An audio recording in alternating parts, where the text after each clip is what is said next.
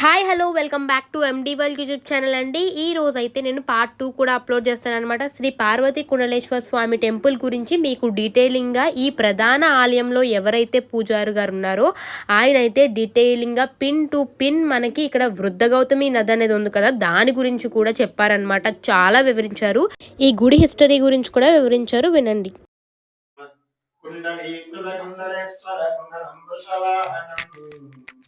కనరాజమునీశ్వరస్వదవైభవం భువనేశ్వరం ఇంధకంతతమాశ్రితామరపాదకం మదనంతకం చంద్రశేఖరమాశ్రయే మమ కింకరిష్యతి వయ్యమః. శ్రీ పార్వతీ కుండలేశ్వర స్వామి స్వామివారిని చూడండి. స్వామివారి పేరు కుండలేశ్వర స్వామి. ఈ గ్రామం పేరు కుండలేశ్వరము. ఇక్కడ ప్రవహించే గోదావరి పేరు వృద్ధ గౌతమి నది. మరి యొక్క పేరు కుండల తీర్థము. స్వామికి ఆ పేరు ఎలా వచ్చిందంటే స్వామివారి రూపం చూడండి. పైన గోడాకారం వచ్చి ఈ ముస్తున్నట్టుగా ఉంటుంది. ఈ గోడగా ఉన్నదే చెవుకు పెట్టుకునే కుందనాలు, చెవుకు పెట్టుకునే పోగులు. ఇటువంటివి రెండు. ఈ రెండును కూడా సూర్య భగవానుడు వరుణ దేవుడికి రెండు మకర కుండలాలు బహుకరంగా ఇచ్చాడు.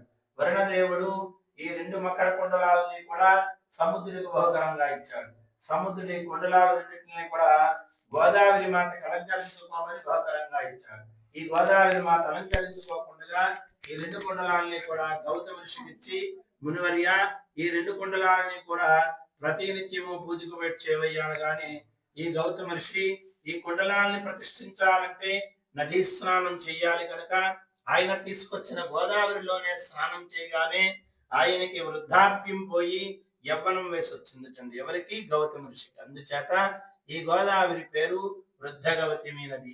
ఈ ప్రాంతం వరకు వృద్ధుడు, ఈ ప్రాంతానికి వచ్చిన తర్వాత యవ్వనం వేసి వచ్చింది కాబట్టి ఈ ప్రాంతం దాటిన తర్వాత గౌతమి నది. అయితే ఈ గౌతమ ఋషి ఈ రెండు కుండలాలని కూడా గోదావరి వీటిని ప్రతిష్ఠిద్దామని సంకల్పించుకుంటే దేవతలు పలుకుతారండి. ఏమని? ఒక కుండలము మానవుల కొరకు గోదావరి తీరాన, మరొక కుండలము దేవతల కొరకు గోదావరి గర్భంలోనూ నిర్మించమని. పూర్వకాలంలో మనం ఉంచున్న ప్రదేశము గోదావరి ఒడ్డు. ఈ గోదావరి ఒడ్డుని ఆలయాన్ని నిర్మించి స్వామిని ప్రతిష్ఠించే సమయానికి భూమి మీద మానవ జన్మ లేదుటండి. మానవులు భూమి మీద జన్మించక పూర్వం ఈ ఆలయాన్ని నిర్మించి స్వామిని ప్రతిష్ఠించారు. మరొక కుండలాన్ని గోదావరి గర్భంలో కంచి దేవాలయం నిర్మించి అక్కడ కుండలం ముంచినట్టుగాను ఆ కుండలానికి నారదాది మహామునులు, ఇంద్రాది దిక్పాలకులు, ఆదిత్యాది నవగ్రహాలు, ఇతర దేవతలు, ఇతర మునులు కూడా గోదావరి గర్భంలో ఉన్న కుండలేశ్వర స్వామికి అభిషేకాలు, అర్చనలు, హారతులు జరుపుతున్నారు. అయితే గోదావరి తీరానున్న స్వామికి పూజలు చేయడానికి మానవులు ఎవరు చేస్తున్నారు అంటే ఈ దేవతలు మునులే గోదావరి తీరానున్న స్వామి కూడా చేస్తూ ఉండేవారు. ఇలా ఎంతకాలం చేశారంటే భూమి మీద మానవ జన్మ సంచరించడానికి వచ్చేటంత వరకు కూడా వీళ్ళే చేస్తూ ఉన్నారు. మరి మానవులు ఎప్పుడు వచ్చారు, ఏ కాలంలో వచ్చారు? మొట్టమొదటిసారిగా ఎవరు వచ్చారంటే కలియుగం ప్రారంభమైన తర్వాత 4వ శతాబ్దంలో భక్త మార్కండేయుడు. ఆయనకి అర్ధాయుష్. ఆయుష్ తీరే సమయానికి తల్లిదండ్రులు బాధపడుతుంటే, ఎందుకమ్మా బాధపడతారు? నాకు ఆయుష్ ఇచ్చింది ఆ పరమేశ్వరుడు, నన్ను తీసుకెళ్లేదు కూడా ఆయన చింతకే, కనుక మీరు అనుమతిస్తే నేను ఆయన్ని వేడుకుంటాను అని చెప్పి భక్త మార్కండేయుడు భూమండలంలో ఉన్న శైవ క్షేత్రాలన్నీ దర్శించి ఈ క్షేత్రానికి వచ్చారు భక్త మార్కండేయుడు. ఈ క్షేత్రానికి వచ్చి ఈ గోదావరిలో స్నానం చేసి స్వామికి అభిషేకం చేసుకుని ఈ స్వామిని ఆలింగనం చేసుకుని గట్టిగా పట్టుకుని వేడుకుంటూ కొన్ని అష్టకాలు వర్ణించారు భక్త మార్కండేయుడు. ఈ నష్టకాలు వర్ణిస్తే 8వ శతాబ్దంలో ఆదిశంకరాచార్యులు వారు నడిచొచ్చే దేవుడు అని మనం అనుకుంటూ ఉంటాం. ఆయన ఈ క్షేత్రానికి వచ్చి ఈ గోదావరిలో స్నానం చేసి ఈ స్వామికి అభిషేకం చేసుకుని భక్త మార్కండేయుడు వర్ణించిన అష్టకాలని లిఖిత పూర్వకంగా రాశారు. అవే చంద్రశేఖరాష్టకాలు.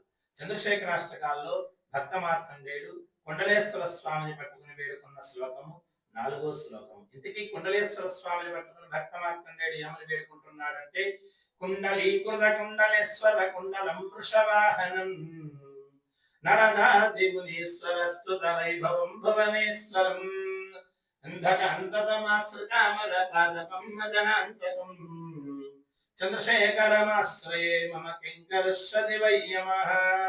ఓ కుండలాకారంలో ఉండే కుండలేశ్వర స్వామి, వృషభ వాహనుడవై ఉన్నావయ్యా, నారదాది మహామునుల చేత అర్చించబడుతున్నావయ్యా. అంధకాంతక రాక్షసులు శివభక్తులను సంహరిస్తుంటే ఆ రాక్షసులు నీవు సంహరించావయ్యా. ఈ యమకింకరుల నుండి నన్ను కాపాడలేవేటయ్యా కుండలేశ్వర అని భక్త మార్కండేయుడు కుండలేశ్వర స్వామి పట్టుకుని వేడుకున్నాడు.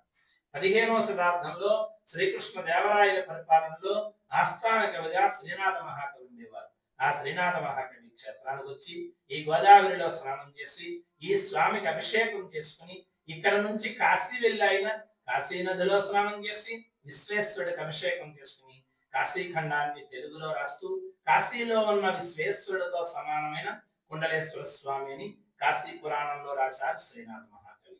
అంతేకాకుండా ఈ క్షేత్రం గురించి ఇంకా ఏ పురాణాల్లో వర్ణించబడింది అంటే కాశీఖండంలోను, భీమఖండంలోను, బ్రహ్మాండ పురాణంలోను, గౌతమి గ్రంథంలోను, మార్కండేయ పురాణంలోను, శైవ కళ్యాణ ప్రకరణంలోను కూడా ఈ క్షేత్రం గురించి వర్ణించబడింది. ఓకే, శ్రీనాథ మహాకవి వచ్చి వెళ్ళిన తర్వాత ఈ స్వామికి ఎవరు చేస్తున్నారంటే మా తరాల వారం మేము చేస్తున్నామండి. ఇక్కడ అర్చగకు మేము 5వ తరం వారు. ఓకే, కాశీలో ఉన్న గంగాదేవి ఆవిడ రూపం ఎలా ఉంటుందండి? హంస ఎంత తెల్లగా ఉంటుందో అంత తెల్లటి గంగాజలాలు. ఓకే, ప్రతిరోజు కూడా ఎన్నో వేల మంది భక్తులు వెళ్ళి స్నానాలు చేసి పాపాలు దర్శనం వల్ల తెల్లగా ఉండవలసిన గంగా జలాలు కాకి ఎంత నల్లగా ఉంటుందో అంత నల్లగా తయారవుతున్నాయి. ఈ గంగాదేవి ప్రతిరోజు ఈ పాపభారం మోయలేక కాకి రూపం దాల్చి రాత్రి సమయంలో ఈ గోదావరి తీరానికి వచ్చి ఈ గోదావరిలో స్నానం చేసి పాపాలన్నీ కొడుదలుచుకుని కాకి రూపాన్ని కొడుదల్చేసి హంస రూపం దాల్చి మరలా కాశీ వెళ్తూ ఉంటుంది.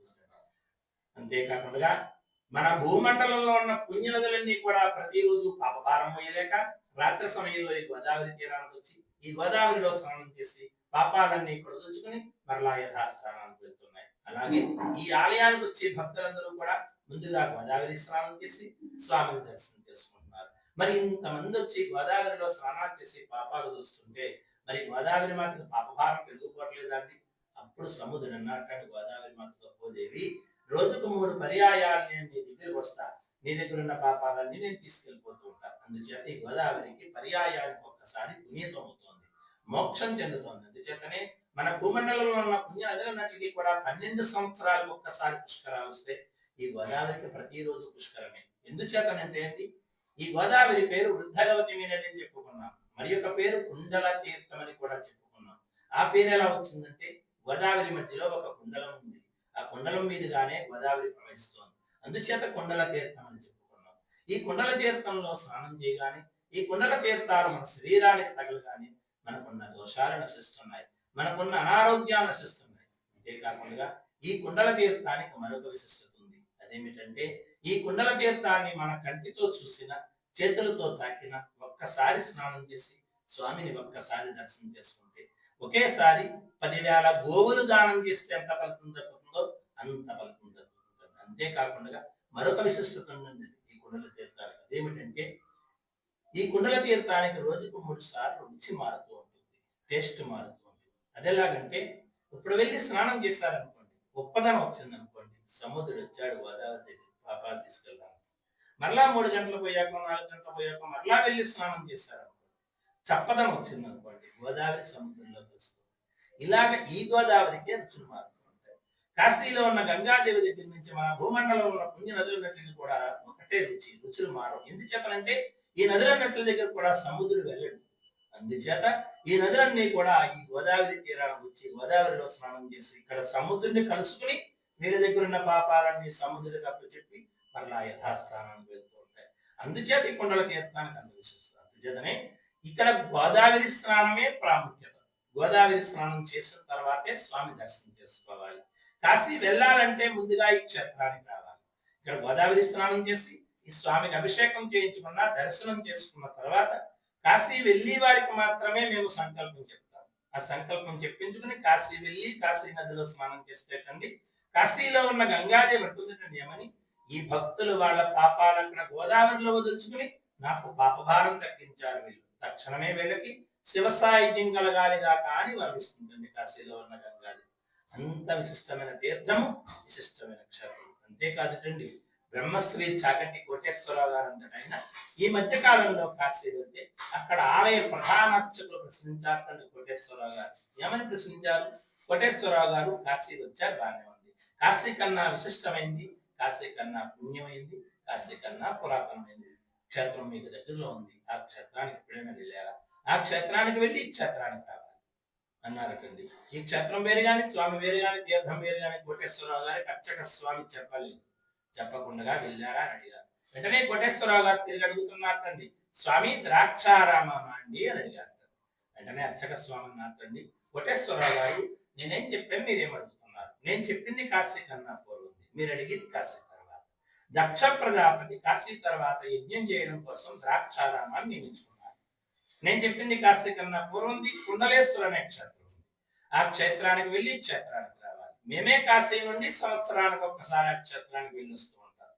కాశీలో ఉన్న యాత్రికులు, కాశీలో ఉన్న అర్చకులు సంవత్సరానికి ఒక్కసారి క్షేత్రానికి వచ్చి ఈ గోదావరిలో స్నానం చేసి స్వామికి అభిషేకాలు, అర్చనలు, హారతులు, ఆ రోజంతా జాగారం చేసి మరుసటి రోజు చుట్టుపక్కల క్షేత్రాలు దర్శించుకుని మరలా కాశీ వెళ్తూ ఉంటారు. అటువంటిది మీకు దగ్గరలో ఉన్న క్షేత్రం మీకు తెలియలేదంటే ఎలా అని అడిగారండి అర్చక స్వామి కోటేశ్వరరావు గారు. తిరిగి కోటేశ్వరరావు గారు అడుగుతున్నారు, స్వామి ఆ క్షేత్రం ఎక్కడుందండి చెప్పండి అని అడగగానే అర్చక స్వామి యొక్క నవ్వు నవ్వి, కోటేశ్వరరావు గారు మీకు దగ్గరలో ఉన్న క్షేత్రం మీకు తెలియదు అంటున్నారు, మీరు ఇన్ని ఉపన్యాసాలు చెప్తున్నారు కదా, ఏ పురాణంలోనూ కూడా ఆ క్షేత్రం మంచి మీకు కనిపించలేదా అని చెప్పి కోటేశ్వరరావు గారికి కాశీలోనే అర్చక స్వామి కాశీఖండము, భీమఖండము, బ్రహ్మాండ పురాణము, గౌతమి గ్రంథము, మార్కండేయ పురాణము ఇలా కోటేశ్వరరావు గారికి పురాణాలన్నీ చేతికిచ్చి కోటేశ్వరరావు గారు ఈ పురాణాలన్నీ క్షుణ్ణంగా తిరిగేసి ఆ క్షేత్రం గురించి క్షుణ్ణంగా తెలుసుకున్న తర్వాత ఆ క్షేత్రానికి వెళ్ళి క్షేత్రానికి రండాను కానీ కోటేశ్వరరావు గారు ఈ కుండలేశ్వర స్వామి క్షేత్రం గురించి కాశీలో క్షుణ్ణంగా తెలుసుకుని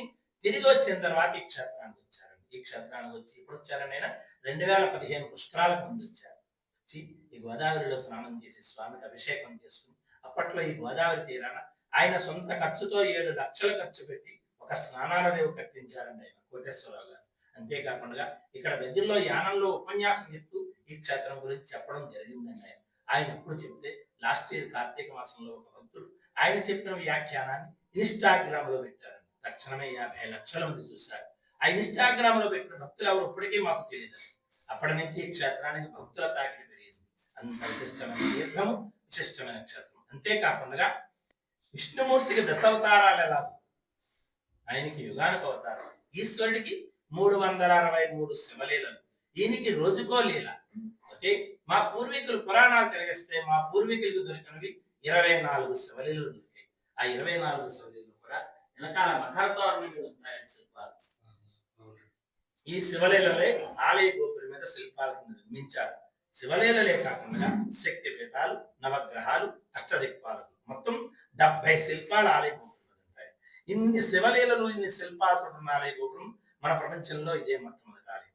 ఈ ఆలయం మీరు చూసే కొన్ని క్షేత్రాల్లో అనగా గొల్లల మామిడాడ, వేములవాడ ఇలా కొన్ని దేవాలయాల మీద కొన్ని శివలీలలే నిర్మించగలిగారు. అన్ని శివలీలలు నిర్మించలేకపోయారు. ఇప్పటికీ ఆ శివలీలల ఆలయ గోపురం మీద మీరు దర్శనం చేసుకోవచ్చు. ఏ లీలకి ఆ పేరుతో శివలీలలు ఉంటాయి. అంత విశిష్టమైన తీర్థము, విశిష్టమైన క్షేత్రం. అంతేకాకుండా కాశీ వెళ్లే ముందు ఇక్కడ రమ్మన్నాం కదా అని కాశీ ప్రయాణం 15 రోజుల ముందో నెల్లాళ్ళ ముందో పెట్టుకుని ఈ క్షేత్రానికి వచ్చి గోదావరిలో స్నానం చేసి స్వామిని దర్శనం చేసుకుని మా చేత సంకల్పం చెప్పించుకుంటే వర్తించదు. ఎందుచేతనంటే ఏంటి, ఇంత వ్యవధిలో మా చేత సంకల్పం చెప్పించుకుని మీరు కాశీ ప్రయాణానికి వెళ్ళడానికి పనిచేయదండి. ఎందుచేతనంటే ఇంత దూరం పెట్టుకుని మీరు సంకల్పం చెప్పించుకుంటే నిష్టగా ఉండాలి. అయ్యప్ప స్వామి మాలాధారణ నిష్టగా ఉంటుందో అంత నిష్టగా ఉండాలి. ఆ నిష్టే కదండి, పర్లేదు చెప్పండి ఉంటామంటారు, అయినా సరే పనిచేయదు. ఎందుచేతనంటే మా చేత సంకల్పం చెప్పించుకున్నప్పటి నుంచి మీరు కాశీ వెళ్ళేంత లోపల దైవాలయం ఏదైనా ఇంటి దగ్గర ఆటంకం కలిగితే కనుక ఈ చెప్పించుకున్న సంకల్పం వృధా. అందుచేత కాశీ వెళ్లి ముందు 1 రోజు ముందు కానీ, 2 రోజుల ముందు కానీ, 4 రోజుల ముందు కానీ ఈ క్షేత్రానికి వచ్చి గోదావరిలో స్నానం చేసి స్వామిని దర్శనం చేసుకుని అప్పుడు మా చేత సంకల్పం చెప్పించుకుని ఈ గోదావరి నీళ్లు మీ ఇంటికి పట్టుకెళ్ళి మీరు కాశీ ప్రయాణం అయ్యే రోజుని మీరు స్నానం చేసి నీళ్ళ పాత్రలో గోదావరి నీళ్లు కలుపుకుని మరలా స్వామిని తలుచుకుని కాశీ ప్రయాణం సాగించాలి. అంత విశిష్టమైన క్షేత్రము. ఓం నమః శివాయ.